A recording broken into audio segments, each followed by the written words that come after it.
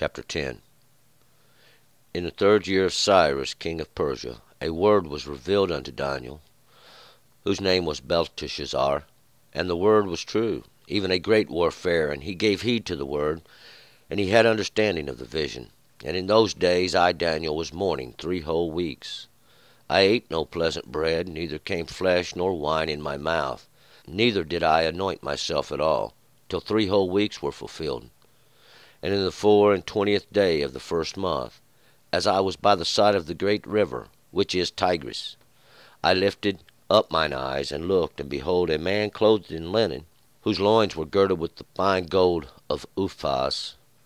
His body also was like the beryl, and his face as the appearance of lightning, and his eyes as torches of fire, and his arms and his feet like in color to burnished brass, and the voice of his words like the voice of a multitude. And I, Daniel, alone saw the vision, for the men that were with me saw not the vision. However, a great trembling fell upon them, and they fled to hide themselves. So that I was left alone, and saw this great vision, and there remained no strength in me, for my comeliness was turned in me into corruption, and I retained no strength.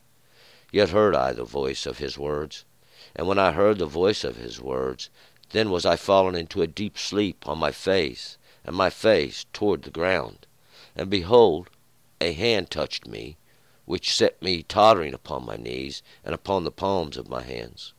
And he said unto me, O Daniel, you man greatly beloved, give heed unto the words that I speak unto you, and stand upright.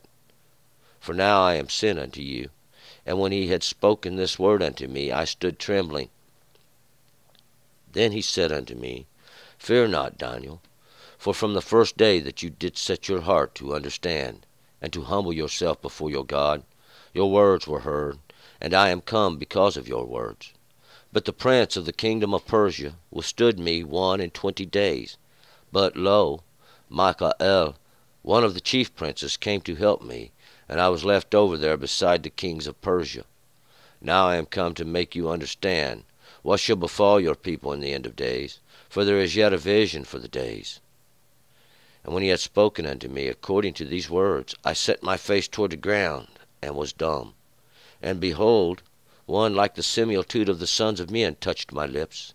Then I opened my mouth, and spoke, and said unto him that stood before me, O my Lord, by reason of the vision my pains are come upon me, and I retain no strength. For how can this servant of my Lord talk with this my Lord? For as for me, straightway there remains no strength in me, neither was there breath left in me. Then there touched me again one like the appearance of a man, and he strengthened me. And he said, O man, greatly beloved, fear not, peace be unto you. Be strong, yes, be strong. And when he had spoken unto me, I was strengthened, and said, Let my Lord speak, for you have strengthened me. Then said he, Knowest you wherefore I come unto you? And now will I return to fight with the prince of Persia. And when I go forth, lo, the prince of Greece shall come. However, I will declare unto you that which is inscribed in the writing of truth, and there is none that holds with me against these, except Michael, your prince.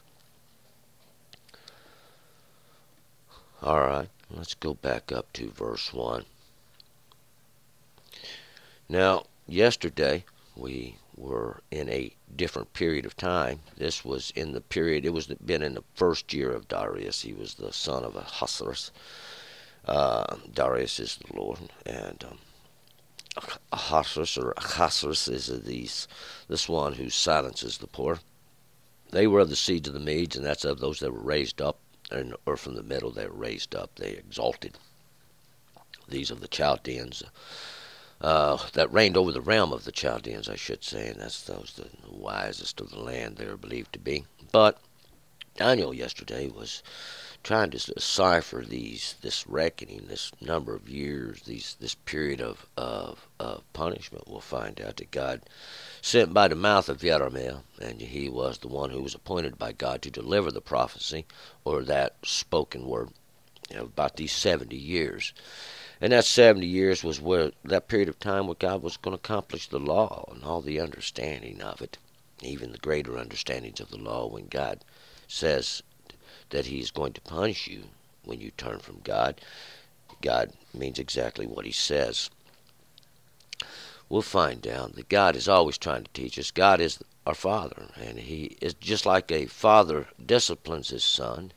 God disciplines you, and that's what this is the intent God wishes you to have, is to know that He gives you these laws for your own good, to keep you away from harm and to keep you in life, because outside of that understandings of God there is only death. There's this evilness that awaits, and it's there uh, uh, to show you, so that we can have understanding that He is God. See, He is God.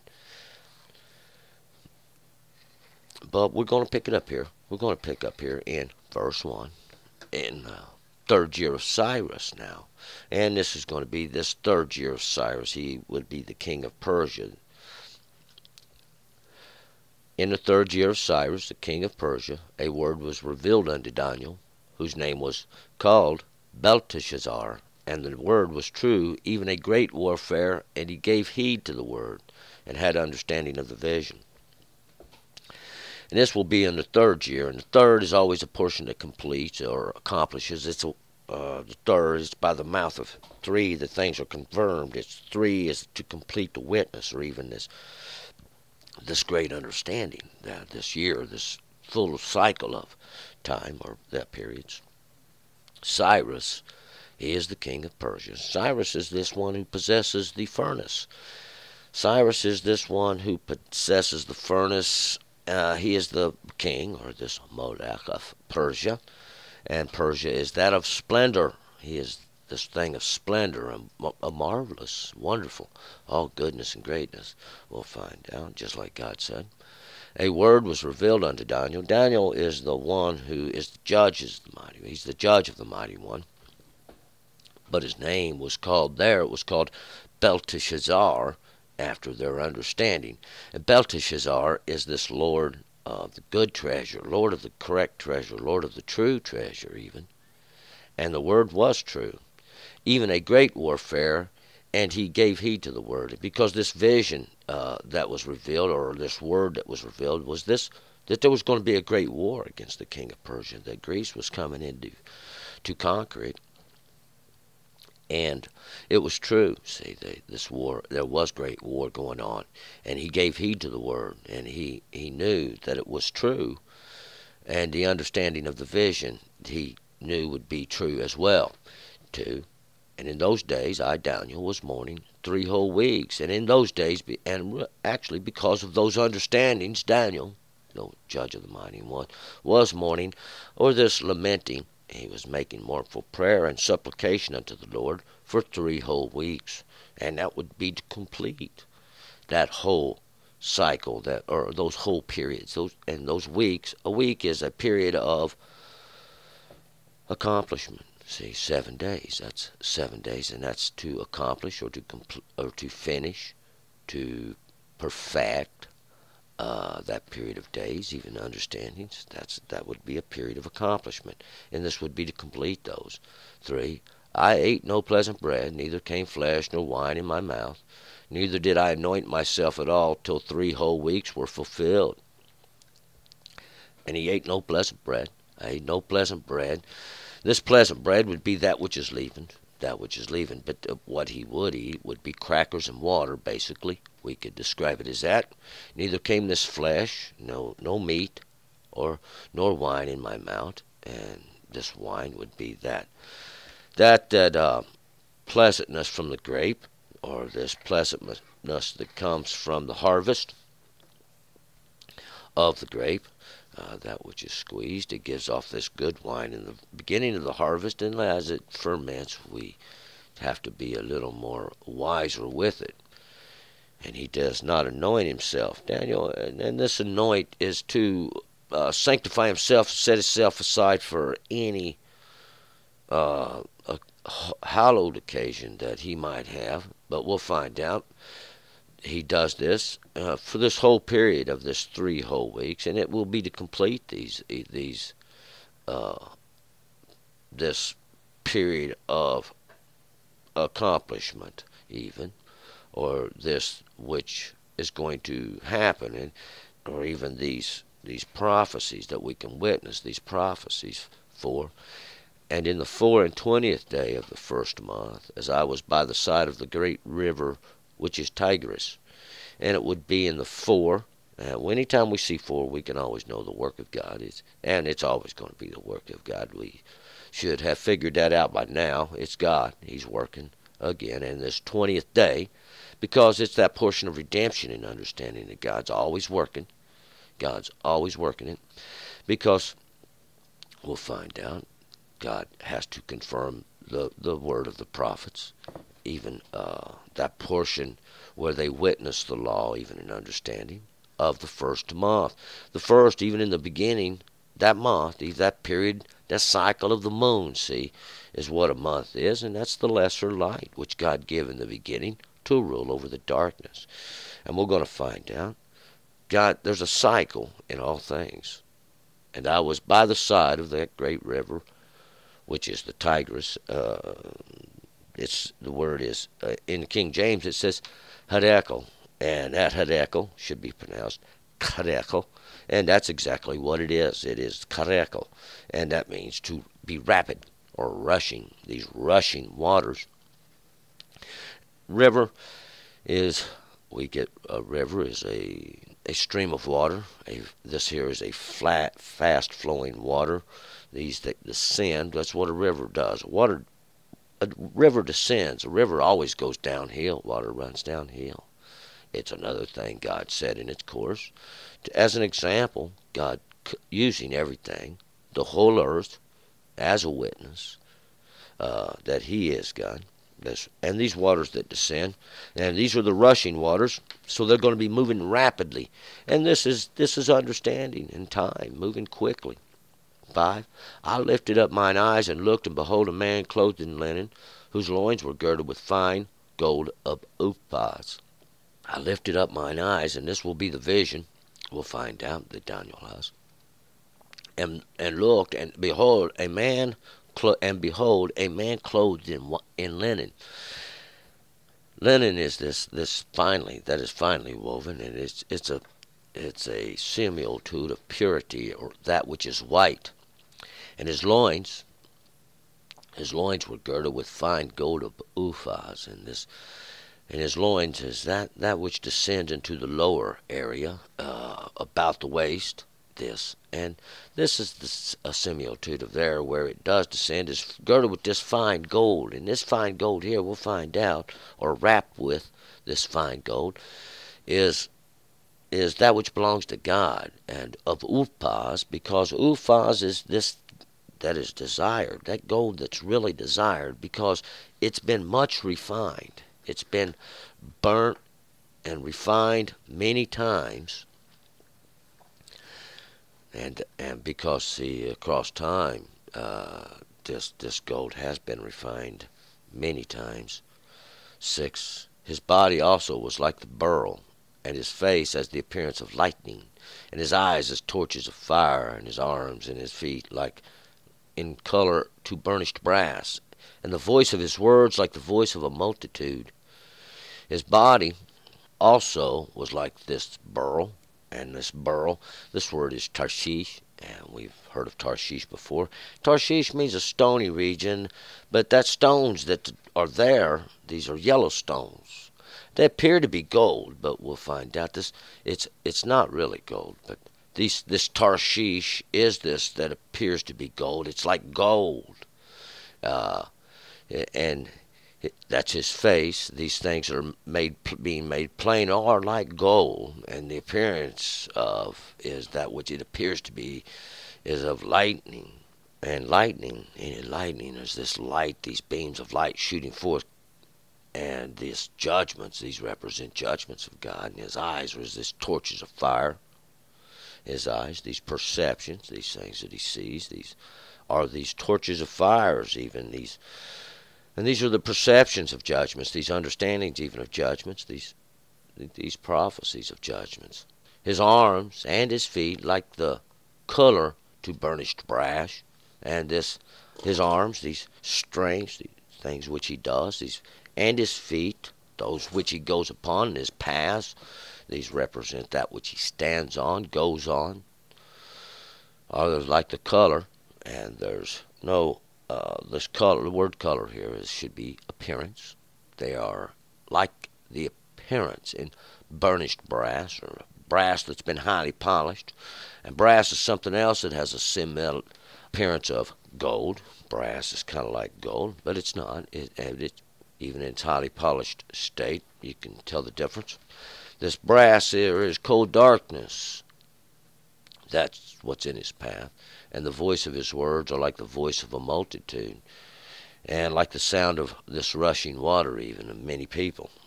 7. And I, Daniel, alone saw the vision, for the men that were with me saw not the vision. However, a great trembling fell upon them, and they fled to hide themselves. And Daniel, the judge of the mighty one, he saw the vision. He saw this thing that appeared. The appearance of it is that has been described. This one who is like judgment and rule and fire and lightning.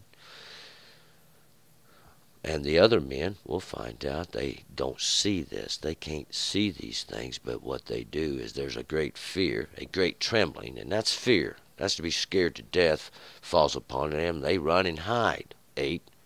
So that I was left alone, and saw this great vision, and there remained no strength in me, for my comeliness was turned in me into corruption, and I retained no strength. And Daniel was left alone, and saw this great vision, and beheld it, and there remained no strength in me, for my comeliness. And this comeliness is vigor, my vitality, my inward strengths were turned into me into corruption. And that's just like to be corrupted. To corrupt it is just kind of to turn it around. See, to turn it around to make it. He was strong, now he's weak. And he retains no strength, and this strength from within even. Yet I heard, 9, the voice of his words. And when I heard the voice of his words, then I was fallen into a deep sleep on my face, and my face was toward the ground. Yet I heard the voice of the words, these words that was being spoken. And when I heard these words, I was fallen into a deep sleep. And this is to be unconscious, not aware, having face toward the ground with my face fallen on my face. And that is to be unconscious on those things. I have no strength in me on these things which I made plain. I have not the ability to do anything. I am asleep. It's like an unconscious state. It's like it's a dream. And my face, these things that are being made plain, are toward the ground. The ground is the earth, and all things that come from it. It's the flesh. 10. And behold, a hand touched me, which set me tottering upon my knees and upon the palms of my hands. And this hand, or this work that touched me, which set me tottering upon my knees. Knees is a special, has an understanding in it. The knee is that which bends. Our legs are these strengths that we have to go upon our feet with. These knees are that which we bend in our paths, and this is the law, so to speak, which we bend in paths. These things which we go by, see, in life, and we bend them, and these set our path before us. And the palms of our hands, these palms of our hands are this which we can look at, we can witness. See, these things that are made plain in our works, that we do. See, that we do. 11. And he said unto me, O Daniel, you man greatly beloved, give heed unto the words that I speak unto you, and stand upright. For now I am sent unto you. And when he had spoken this word unto me, I stood trembling. And he said unto me, Daniel, judge of the mighty one, you man greatly beloved, give heed unto these words what I speak unto you. Give heed, listen closely. to these words, that because any time we hear a word, this is understanding coming into our ear. And stand upright. And stand upright. Be upright. We're going to find out that there is the word upright. And stand upright. Be right before the Lord now. Because, see, God, when God blesses you and God gives you understanding, you will have to walk before the Lord and be upright.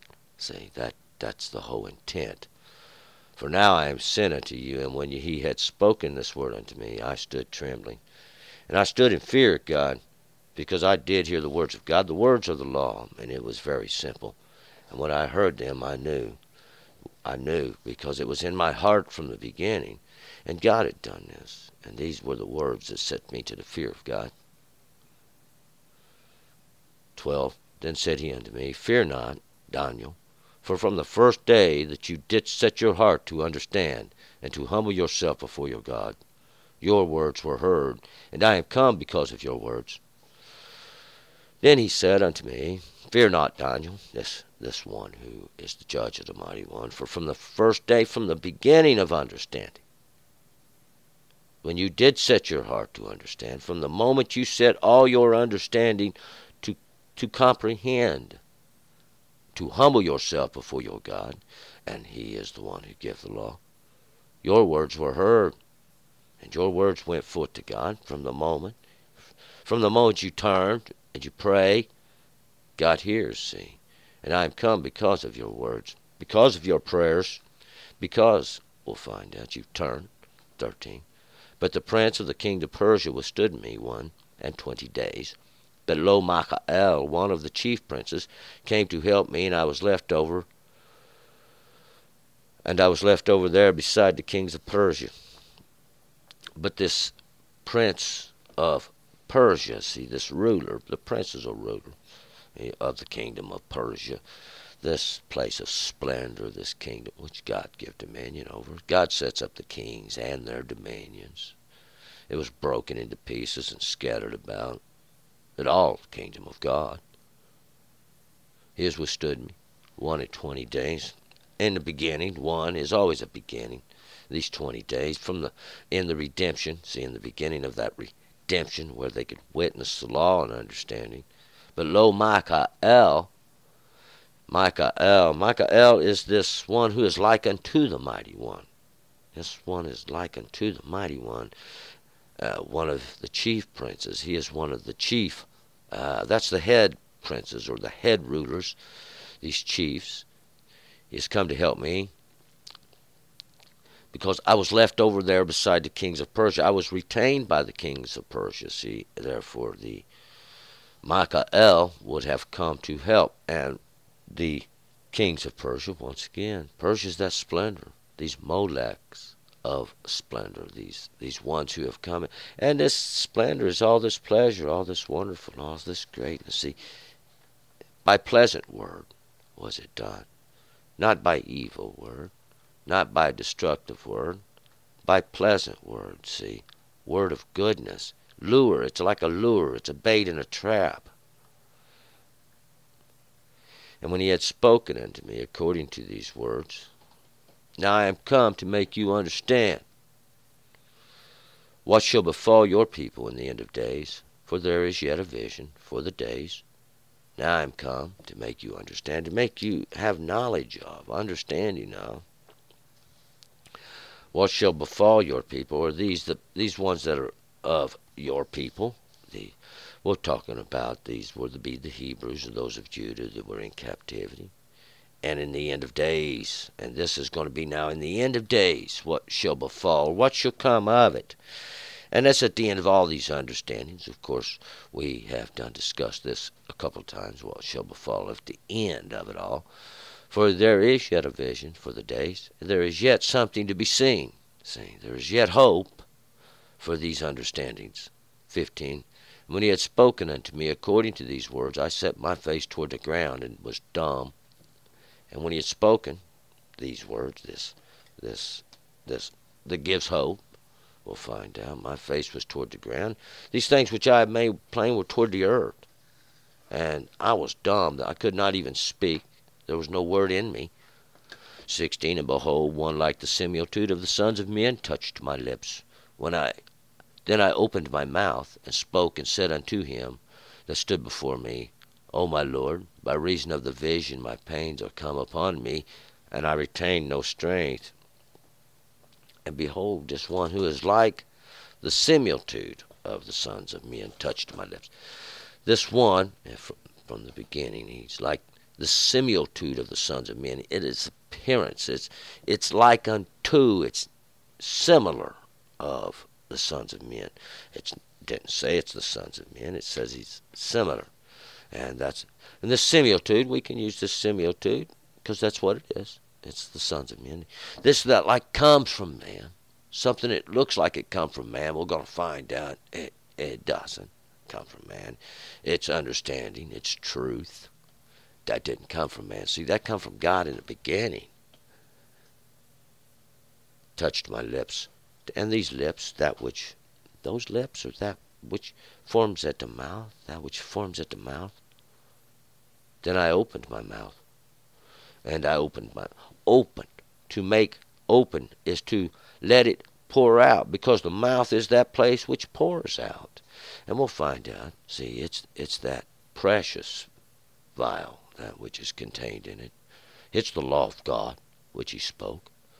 And spoke and said unto him that stood before me, O my Lord, by reason of the vision my pains are come upon me. I retain no strength. And by reason of these visions, by reason of these perceptions, these things that are seen, my pains are come upon me. This is what is wrong. I am in lamentation, in mourning, and I retain no strength. My ability to do anything has left me. We'll find out. See, it's all greater than a man. It's all greater than any work we can do. It's all God. God's doing it.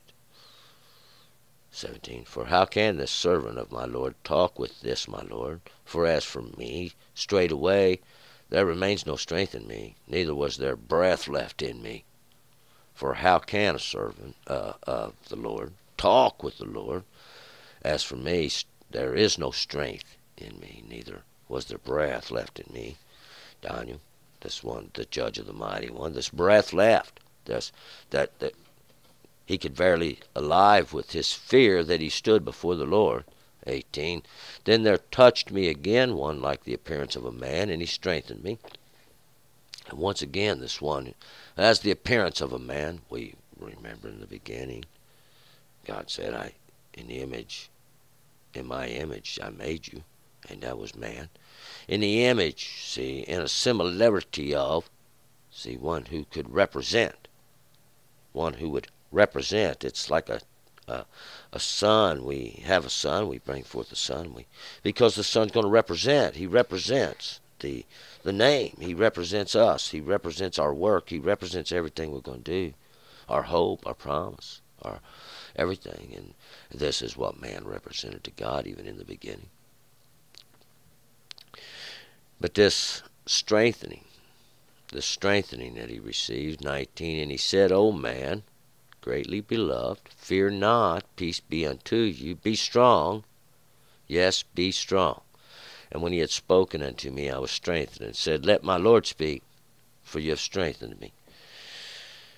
And once again, the strength comes to the within, see, because God strengthens. God does these things. It's God who gives the heart. It's God who makes everyone. It's God who has set you there in your way, constantly asking you to return to the law. That's what it's all about anyway. 20. Then said he, Knowest you wherefore I come unto you? And now will I return to fight with the prince of Persia. And when I go forth, lo, the prince of Greece shall come. And do you know why, wherefore? Do you know the reason I've come unto you? Because we're going to get that. See, we're going to get all that in it coming up. Why I come unto you. Now will I return to fight against this prince of Persia, this ruler of splendor, this one who, he is the king of Persia. See, this one who God set up over the dominion of all splendor. And when I go, Lo, the prince of Greece shall come. This prince of Greece. Greece is Yavan, and Yavan is simple. Yavan is the effects of wine. Yavan is the drunkenness that you get from wine, that which too much leads to drunkenness. He shall come. And that's all that sweetness, that splendor, see, that goodness, that you just a little bit more, another sip or two, and you'll soon be drunk. See, that's what it is. And that's what's wrong with all the earth. And they don't understand their drunkenness. See, they don't understand the power of God and the strength of the mighty God. When the nations laughed, God was angry. And he's going to send upon the nations. He did send upon the nations all his strength and all his power. It's a witness, see, that God did that. That's God's work that God done. That's how God works. However, 21, I will declare unto you that which is inscribed in the writings of truth, and there is none that holds with me against these, except Michael your prince.